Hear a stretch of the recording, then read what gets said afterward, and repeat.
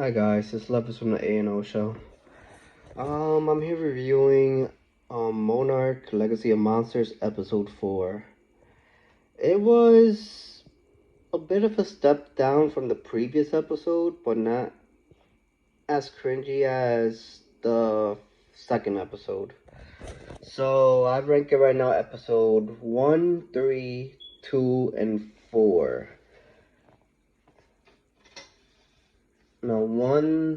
My bad. 1, 3, 4, and 2. Basically, that's how I rank it. As episode from Love It to It's Okay. And this episode was okay.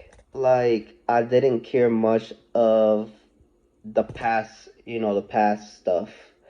Because what they brought from the past is basically, it explained the romance that the tech girl, which I figured out her name was May, and Kentaro, which is the brother. And how they met and the romantic stuff, and he was an artist and the stuff that he was doing. Like, those two are two of the least interesting things about the show, but at least it gave us a little backstory, and that was the past, you know. But in the present, it does lead off as in, okay, they're trapped on the mountains in Alaska with the Titan, which was an ice Titan or whatever the case may be. It looks like a dog. And basically they trying to escape, so they have a flare gun, so they put a flare gun to the opposite direction so they could leave and escape. And then they found like a little cave that they could hide on. Like, there's not much to this episode that I am going to be reviewing that much, because not really much happened besides backstory. May happened to freeze her leg, not freeze her leg, but while they were underground hiding from the monster, she got her leg stuck, soaked in water, in a way, like a little hole that was kind of melted apart.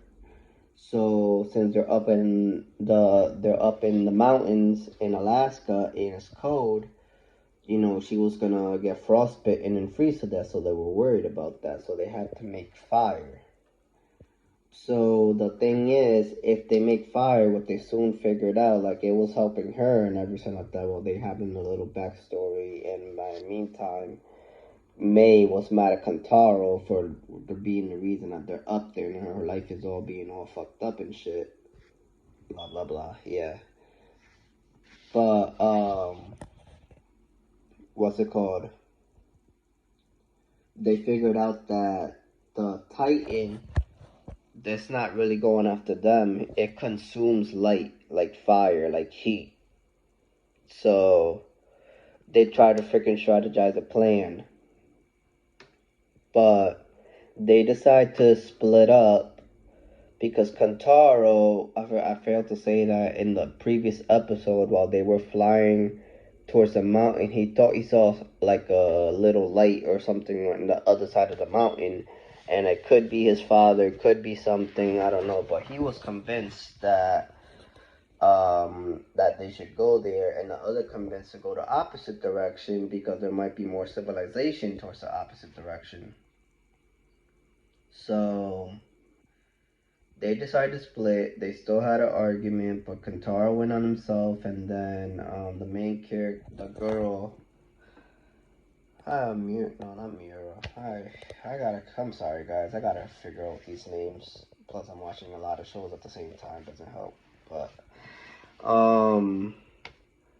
main character's girl named basically May and Army Boy, I forgot his name already too. They went to the opposite end, basically. So, meantime, while Kantaro's in his walk, he collapsed, started having an hallucination back to the past. By the time he met Vase, he had a vision of his father, vision as a failure as an artist, and stuff like that. But he did find like a little outpost or radio towards the end that will let them know that, okay, that the others are there, which would be Monarch, honestly. And there was a little thing with Monarch, like somebody got a reading, some random other person in a certain place got a reading of whatever the case would be. I guess we'll figure that out in another episode. And what's it called? In the other, like they were trying to lay a trap.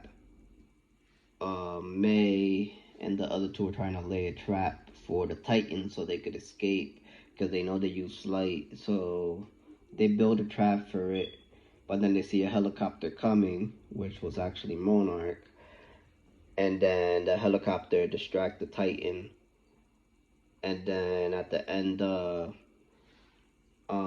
trap didn't work. It just ended up consuming the light type, but it gave them enough time to escape towards the helicopter. And they figured out by the end, by the time they reached it, was Kentaro who went and made the call to Monarch to like get rescued. The Titan ended up still in Alaska over there, and then they figured out that, oh, it is Monarch. So besides that, not much else, huh?